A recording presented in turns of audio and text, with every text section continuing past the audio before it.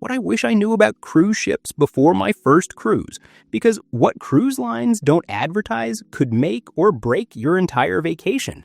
You're about to step onto what looks like paradise. Unlimited food, stunning ports, entertainment around every corner. But behind those glossy brochures and smiling crew members, there's a whole playbook of secrets the cruise industry hopes you'll never discover.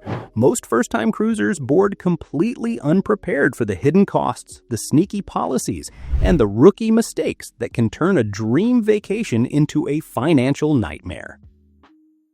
Number 1, the $499 cruise that actually costs $4,000. Most cruisers don't realize that advertised cruise price is basically a starting bid, not your actual cost. I watched a couple celebrate booking their amazing $499 deal online, 7 nights in the Caribbean, all inclusive, or so they thought. When disembarkation morning arrived, they stood at guest services, staring at a bill for nearly $4,000. Here's what cruise lines bury in fine print. That headline price doesn't include port fees, taxes, daily gratuities, specialty dining, excursions, beverages, or internet. Everything gets charged to your cabin card, and by day 7, those little purchases have compounded into serious money. Pro tip, use the rule of 2.5. Take the advertised price, double it, then add half again. Budget at least $100 per person per day beyond the base fare. What to say on board? Ask guest services. Can you show me my current balance? Check every other day to avoid shock. All right, you're not going to believe this next one. Number 2, motion sickness isn't what you think. Cruise lines prefer you don't know how smooth modern ships actually are, because fear keeps you buying overpriced remedies from onboard shops. The number 1 fear I hear, what if I spend the whole cruise sick? Modern cruise ships are floating cities with advanced stabilizers. Most passengers never feel a thing. That said, motion can happen during rough seas or if your cabin is at the very front or back, where movement amplifies. Some cruisers report feeling it more in theaters, though that's often nerves, not waves. Most people adjust within hours. Pro tip. If you're worried, pack remedies just in case. Cabins midship on lower decks offer the smoothest ride. Keep ginger tablets or acupressure bands in your carry-on. What to say on board? If you feel off, call guest services. I'm experiencing some motion discomfort. Do you have anything available? Here's where most cruisers get blindsided. Number 3, cabin damage can drain your wallet fast. One small accident in your cabin can cost you over $1,000 before you even realize what happened. I heard about a family whose 6-year-old spilled bright red fruit punch on the cabin carpet. They tried cleaning it with towels. The cruise line charged them $1,700 for full carpet replacement. Another passenger used duct tape to hang a paper schedule. When they peeled it off, the paint came with it. The bill? $850 for wall repair. Cruise lines run tight turnaround schedules, so if your cabin needs repairs, you're paying for speed and labor. Pro tip, never stick anything to walls. Keep drinks away from soft furnishings. If something spills or breaks, report it to your cabin steward immediately. Honesty gets better treatment. What to say on board? Call your cabin steward and say, I need to report an accidental spill. What's the best way to handle this? Think that's bad? The next one's even worse. Number 4, choosing the wrong ship ruins everything. Every ship has a personality, and picking the wrong one can turn your dream vacation into someone else's spring break party.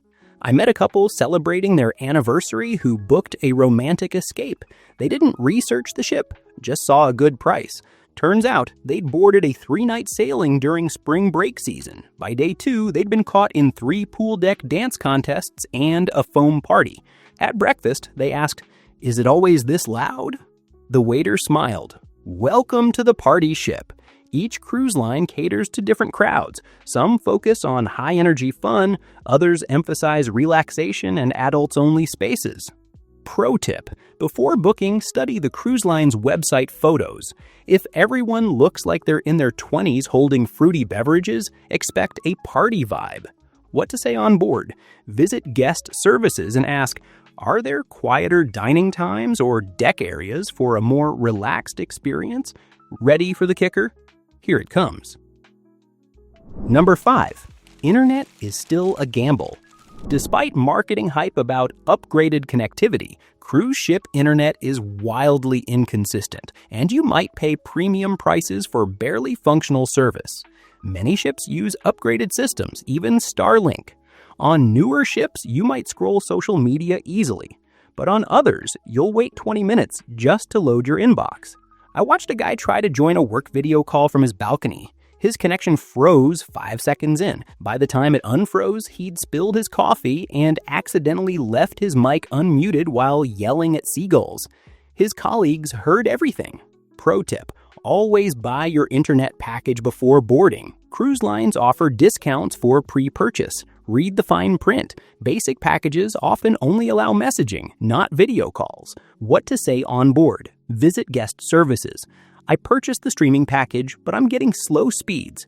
Can you suggest a better connection time? This next secret, it's the one cruise executives pray you never discover.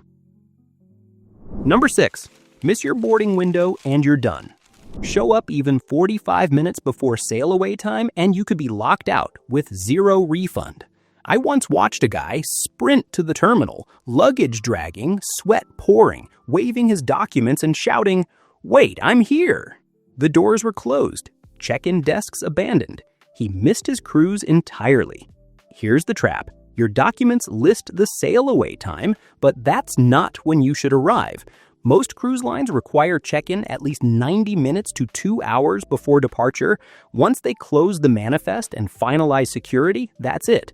No exceptions, no refunds. Pro tip: arrive at least 3 hours before sail-away time, especially if flying in. Traffic, flight delays, and terminal lines eat into your buffer. What to say on board? Ask guest services. What's the absolute latest I can return to the ship, and is there a buffer before you close the gangway? Okay, here's the part nobody talks about. Number 7, your bathroom will shock you. Cruise ship bathrooms are functional, compact spaces with one feature that will terrify you: the toilet. Cruise bathrooms are tiny. You open the door, take one step, and you've hit the opposite wall. But the real star, the toilet flush. It's a vacuum-powered suction system that sounds like the ship just launched a missile. It's loud, dramatic, and will absolutely scare you the first time. I talked to a guy who literally jumped. His wife thought it was an emergency alarm. They called guest services asking if they'd broken something. Nope, that's just how it works. Pro tip: only flush what's meant to go down. No tissues, no wipes, no cotton balls. The plumbing is extremely sensitive. Keep a small trash bin handy. What to say on board? If your toilet clogs, call your cabin steward immediately. I'm having a plumbing issue. Can someone from maintenance assist? Before we continue, if you're still here, you clearly care about cruising smarter. Do me a favor, hit like and subscribe so you don't miss insider tips like these. And don't worry, the biggest game changers are still ahead. Number 8, your cruise card is dangerous. The cruise card makes spending so effortless, you'll forget you're spending real money until that final bill arrives. Once you board, your cruise card becomes everything: room key, credit card, ID for getting on and off the ship. But here's the trap: because everything charges to that card, it's dangerously easy to lose track. You don't see receipts stacking up. Just a tap here for a beverage, a swipe at the gift shop, maybe arcade games. I met a dad who let his 10-year-old loose with the card for just a little while. 2 hours later, they'd racked up over $300 trying to win a stuffed toy. They never got the toy. Pro tip: bring a lanyard or waterproof card holder you can wear. Check your spending balance at guest services every couple of days to avoid surprises. What to say on board? Visit guest services. Can I get a printout of my current account balance? Ignore this next one, and your cruise could be ruined before it starts. Number 9, most beverages cost extra. Cruise lines advertise all-inclusive dining, but conveniently forget to mention that most beverages, even soda and bottled water, cost extra. I met a couple who assumed everything was included.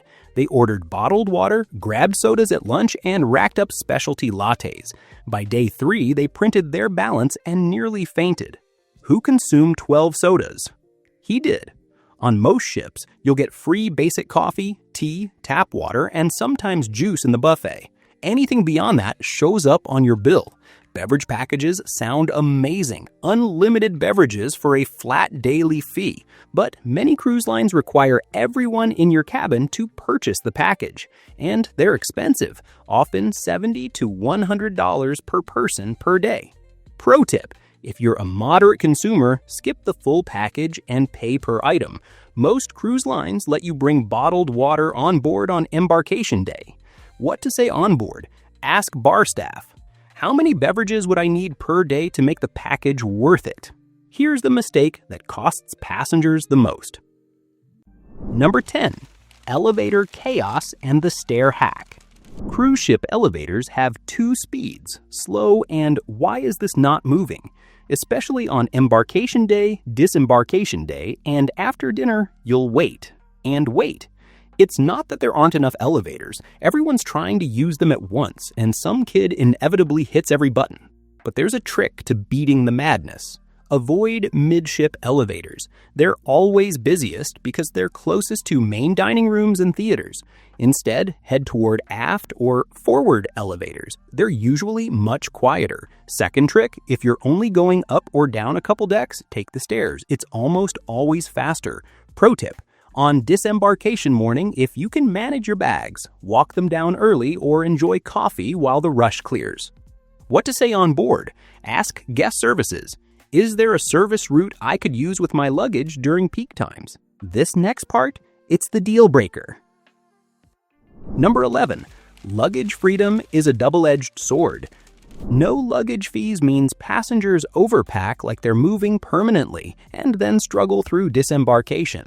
Unlike airlines, cruise lines don't charge for luggage. You can bring 5 bags, your grandmother's steamer trunk, no penalty fee. But just because you can doesn't mean you should. I met a solo traveler who brought 3 full-size suitcases, a carry-on, and a garment bag for a 5-day cruise. On disembarkation morning, elevators were jammed. She tried carrying it all down 5 decks using stairs. By deck 2, she'd lost a sandal, nearly taken out the guy in front, and had 1 bag roll into a corner and give up. Pro tip: pack smart with mix and match outfits. Most beds have storage underneath. Keep a carry-on with essentials, medication, chargers, documents, and swimwear. What to say on board? If luggage doesn't arrive, call guest services. My luggage hasn't been delivered. Can you check the status? Now let's talk about the secret that most seasoned cruisers swear by. Number 12. Formal night isn't actually formal. Cruise lines advertise formal night like it's a black tie gala. But here's the truth. It's really just, please don't wear your gym clothes night. When I booked my first cruise, I imagined tuxedos, gowns, and ballroom elegance. That's not what happened. On most mainstream cruise lines, formal night is more relaxed than you think. Sure, some guests go all out with black tie outfits and sparkling accessories. But if you're not into that, you'll still fit in fine. For guys, a collared shirt and slacks work perfectly. For ladies, a nice dress, jumpsuit, or dressy blouse and pants. Avoid baseball caps, flip-flops, ripped jeans, and swimwear. Pro tip: pack 1 outfit you'd wear to a nice dinner out. That's all you need. Formal night is an excuse to take photos and enjoy a fancier meal. What to say on board? If you forgot formal attire, visit guest services. Is there a shop on board where I can purchase something appropriate for formal night? Number 13. Miss the ship at port and you're stranded. Missing the ship at a port of call means you're abandoned and the cruise line won't wait. Unlike a bus or train, your cruise ship runs on a strict schedule. Once that all-aboard time hits, the gangway comes up and the ship leaves. No exceptions. I once watched 2 passengers sprint down the pier, bags flapping, arms waving frantically. They were maybe 50 feet away when security pulled the bridge in. They stopped at the edge, out of breath, and watched the ship slowly drift away. Everyone on deck cheered. Some clapped. That little mistake cost them over $700 in emergency hotel and flights to catch the ship at the next port. Pro tip: always plan to be back at least 1 hour before all aboard time. Set multiple alarms. Don't rely on your phone's automatic time zone updates. They can sync to local time instead of ship time. What to say on board. Before every port, ask guest services, what's the absolute latest I can return, and what's ship time versus local time? Here's the last one, and trust me, it's the most important. Number 14. You'll keep cruising, even if you thought you'd hate it. Once you cruise, you're hooked, and it's not just about the vacation. It's about the escape, the freedom, and the version of yourself you become at sea. I wasn't sure I'd love cruising when I first tried it. I thought it was for retirees or families, but that first trip completely changed my perspective. There's something magical about waking up in a new place every morning, meeting people from all walks of life, and doing it all at your own pace. Everything is taken care of: food, travel, entertainment, so you can actually unplug. I met a grandmother who told me she was terrified of cruising. Her kids talked her into it. She cried the first night. By the end of the week, she was dancing on deck, laughing with new friends, and had already booked her next cruise. Pro tip: give yourself permission to embrace the experience fully. Cruising is its own thing, and once you stop resisting, you'll understand why millions keep coming back.